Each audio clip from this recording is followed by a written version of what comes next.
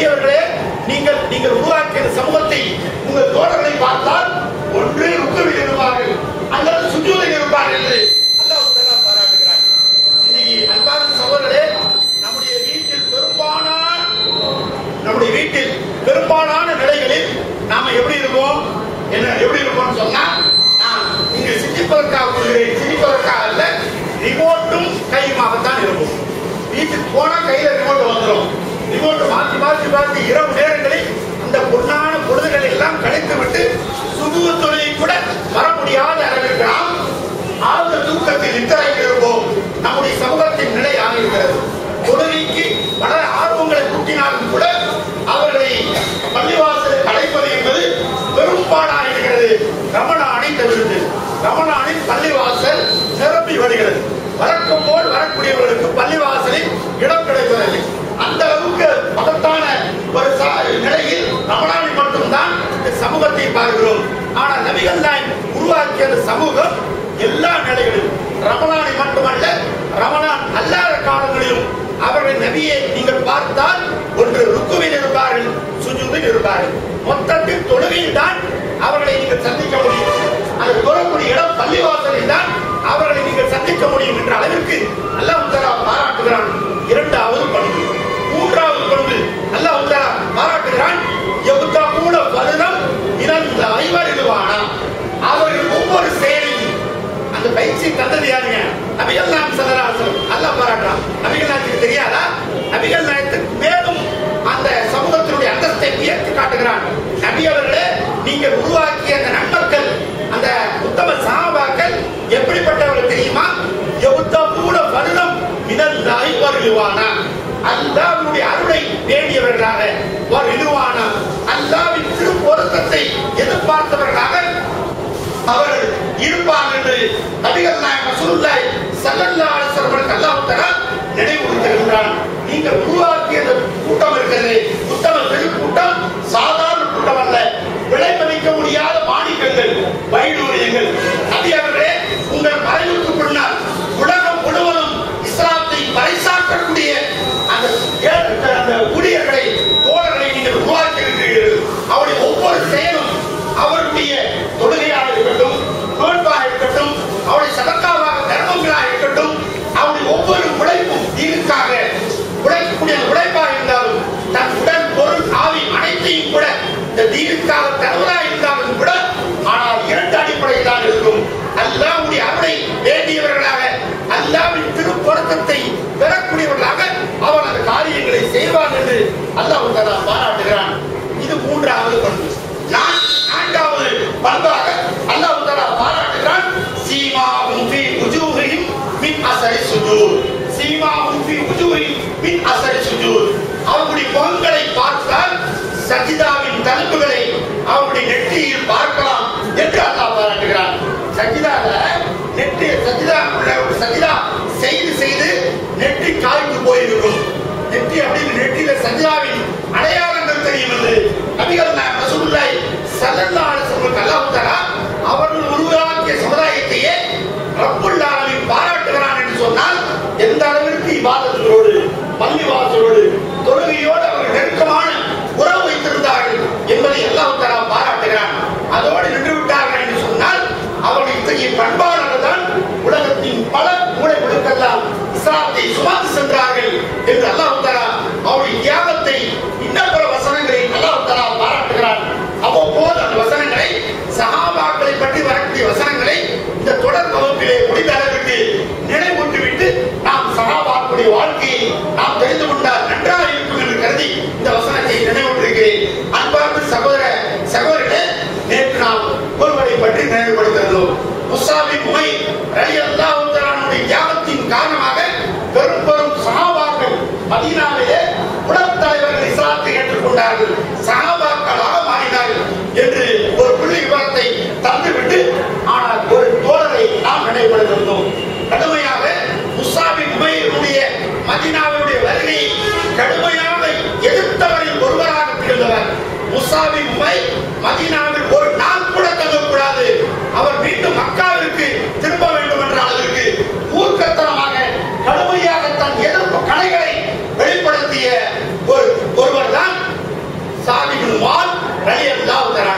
அவருடைய வரலாறை இன்று நாம் தெரிய இருக்கிறோம்.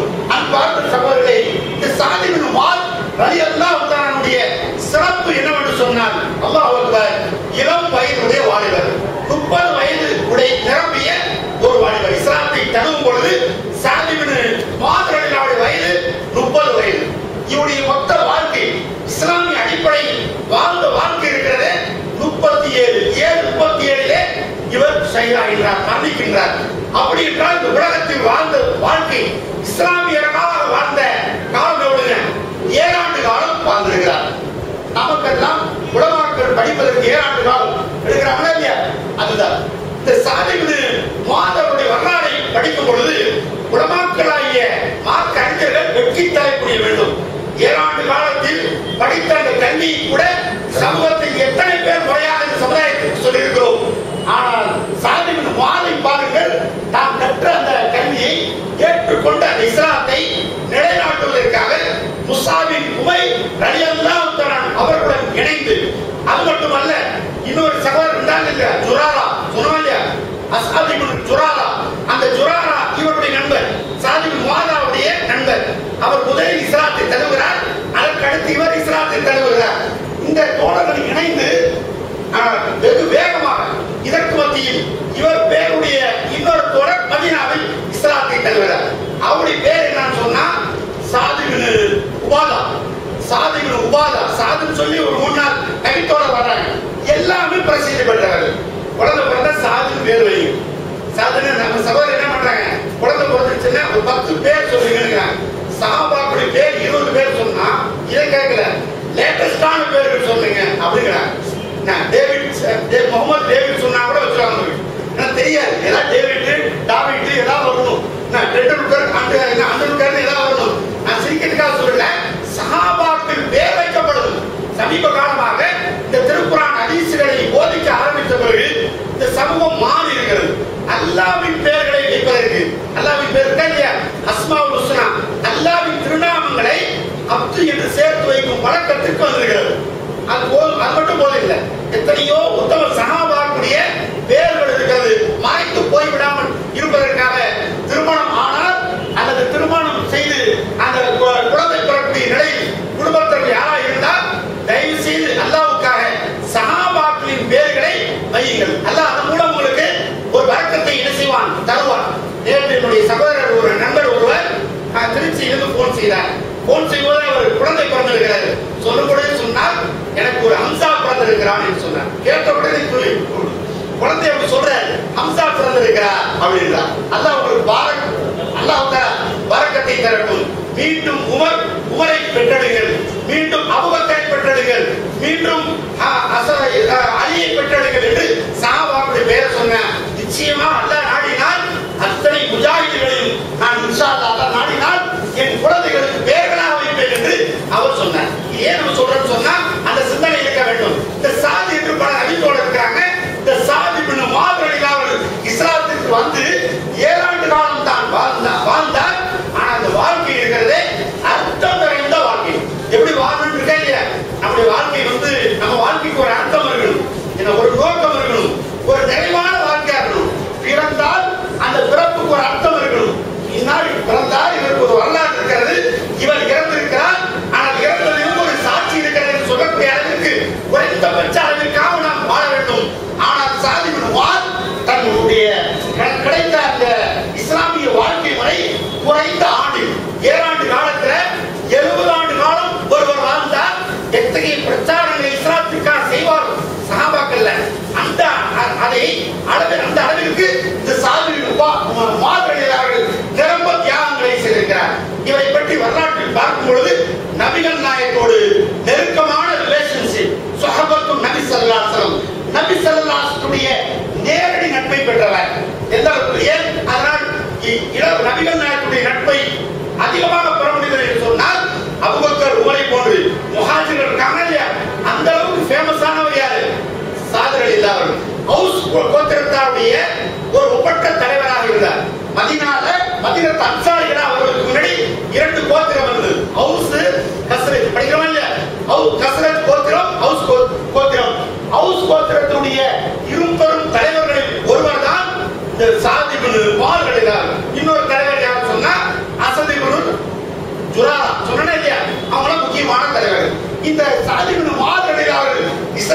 தழுவியவுடன் கோத்திரத்தார்களை சந்திக்க வருகிறார். வந்தவுடன் அந்த கோத்திரத்தார்களை பார்த்து மக்களிடத்தில் உரையாடுகிறார். ஒரு பண்பட்ட ஒரு தலைவர் அவங்க பார்த்து கேட்கிறார், நீங்கள் என்னை பற்றி என்ன எண்ணுகிறீர்கள் என்று அந்த மக்கள்கிட்ட கேட்கிறார். குலத்தார்கிட்ட கேட்கிறார். அந்த குலத்தார்கள் கூறுகிறார்கள், எங்களில் உயர்வாக மதிக்கக்கூடிய ஒரு சிறந்த தலைவர், நீங்கள் எங்களுக்கு வழிகாட்டவில்லை என்று சொன்னால் நாங்கள் தடுமாறி போய்விடுவோம். ஆனால் நல்ல தலைவர், எங்களை வழிநடத்தக்கூடிய ஒரு தலைவர் தான் நீங்கள் என்று சொல்றாங்க, பாராட்டுறாங்க. எங்களில் ஒருவராக உங்களை உயிர்க்கிறார் நேசிக்கிறோம் ஆகாவோடு பாராட்டுறாங்க. சாதி மாறுகிறார் சொன்னாங்க, நிறுத்துங்கள், இனிமேல் இந்த பாராட்டுகளை நிறுத்திவிடுங்கள். நான் அல்லாஹ்வின் மார்க்கத்தில் முகமது நபி அவர்கள் அனுப்பிய அந்த தீனுல் இஸ்லாத்தை மதீனாவில் பிரச்சாரம் நடைபெறுகிறது. அதை ஏற்ற அல்லாஹ்வுக்கு கீழ்ப்படிந்த முஸ்லிமாக நான் உங்கள் மத்தியில் இருக்கின்றேன். இன்று வரை உங்களின் தலைவராக இருந்தவன் நான் வேறொரு இஸ்லாமிய சமூகத்திலே அங்கத்தினராக மாறியிருக்கிறேன். உங்களுக்கு தலைமை வழங்கும் தகுதி எனக்கு இனிமேல் இல்லை. ஆனால் ஒரே ஒரு நிபந்தனை, நீங்கள் முழுவதும் இஸ்லாத்திற்கு இணைந்தால் நான் உங்களை அல்லாஹ்விற்காக வழிநடத்துவேன் என்று பணிவோடு இஸ்லாத்திற்கு வந்ததை சொல்லுகிறார். ஆனால் நான் இனிமேல் உங்களுடைய தலைவராக ஏற்றுக்கொள்ள வேண்டும் என்று சொன்னால் நான் ஒரு இஸ்லாமியன், நீங்கள் ஒரு இறை நிராகரிப்பாளர் கூட்டம் என்பதை அங்கே கலிமாவை ஏகத்துவ கலிமாவை ஏற்றுக்கொண்டதை அந்த சமூகத்திற்கு டிக்ளேர் செய்கின்றார். அதில் குழுக்களாக இஸ்லாத்தை ஏற்றதை கேள்விப்பட்டு பல பேர் எழுதுறாங்க, இஸ்லாத்துக்கு வர்றாங்க. இஸ்லாம் வெகு வேகமாக சஹாபாக்கள், உத்தம சஹாபாக்கள் மதீனாவில் இஸ்லாம் வேகமாக பெறுவதற்கு அல்லாஹ்வின் தூதர் அனுப்பிய முஸாபின் உமைர் ஒரு காரணம். அதற்கு அடுத்து யாரு? அந்த அஸத் இப்னு துராரா இன்னொரு காரணம். அதற்கு அடுத்து ஸஅத் இப்னு முஆத் ரலியல்லாஹு தஆலா அன்ஹு அவர்கள் இன்னொரு காரணம். அதற்கு அடுத்து ஸஅத் இப்னு உபாதா ரலியல்லாஹு தஆலா அன்ஹு. இந்த இத்தகைய பிரசித்தி பெற்ற 4 சஹாபாக்கள் வெகு வேகமாக பிரச்சாரம் செய்து மதீனா முழுவதும் இஸ்லாம் பரவுகிறது. மகத்தான அல்லாஹ்வின் தூதருடைய நட்புக்கு பெயர் பெற்ற இந்த ஸஅத் இப்னு முஆத் ரலியல்லாஹு அவர்கள் பல சிறப்புக்குரியவராக திகழ்கிறார். அக்லாக்கில் ஒழுக்கங்களில், பொருளாதாரத்தை செலவு செய்வதில், அல்லாஹ்வை சார்ந்து வாழ்வதில் எல்லாவற்றிலும் ஒரு தனித்துவம் வாய்ந்தவர்களாக ஸஅத் இப்னு முஆத் ரலியல்லாஹு தஆலா அவர்கள் இருக்கிறார்.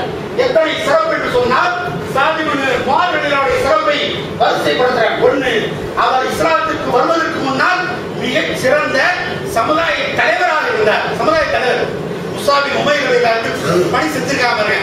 இன்ஷா அல்லாஹ் முஸாபின் உமைரை பற்றி பேசும்போது நாம இன்ஷா அல்லாஹ் சொல்லுவோம். ஆனால் மிக சிறந்த சமுதாய தலைவராக யார் இருக்கிறார்? இந்த ஸஅத் இப்னு முஆத் ரலியல்லாஹு இருக்கிறாங்க. அது மட்டுமல்ல, தன்னிடம் உள்ள அனைத்தையும் தியாகம் செய்யும் மன வலிமை பெற்றவராக ஏதாவது இருந்தா அல்லாஹ்வுக்காக என்ன செய்வாரு? தந்து விடுவார். அர்ப்பணிக்கும் மனப்பான்மை உள்ளவராக ஸஅத் இப்னு முஆத் ரலியல்லாஹு இருந்தார். அது மட்டுமல்ல, நபிகள் நாயகம் ஸல்லல்லாஹு அலைஹி வஸல்லம் அவர்களோடு நேரடி தொடர்பு கொள்வதில் அதிக அக்கறை செலுத்தக்கூடியவராக இருந்தார். நபிகள் நாயகம் சந்திச்சுட்டே இருக்கணும், இல்லைன்னா அவர் என்ன செய்யும்? நம்ம சொல்லுவோம் இல்லையா, யாராவது ஒரு ஆள முக்கியமான ஆளை பார்க்கலன்னு மண்டை வெடிக்கிற மாதிரி இருக்கு சொல்லுவாங்க இல்லையா. சாதாரண ஒரு டீ கூட என்ன செய்வோம்? டீ குடிக்க முடியலன்னு அசர் தொழுது மகரிப் அடிக்கிற மண்டை வெடிக்கிற மாதிரி இருக்கு, டீ குடிக்க முடியல அப்படின்னு சொல்லுவோம். ஏதாவது ஒரு செயலை பழக்கப்படுத்தி விட்டால் அதை விட முடியாது. ஆனா ஸஅத் இப்னு முஆத் ரலியல்லாஹு பழக்கம் என்னன்னா, நபிகள் நாயகம்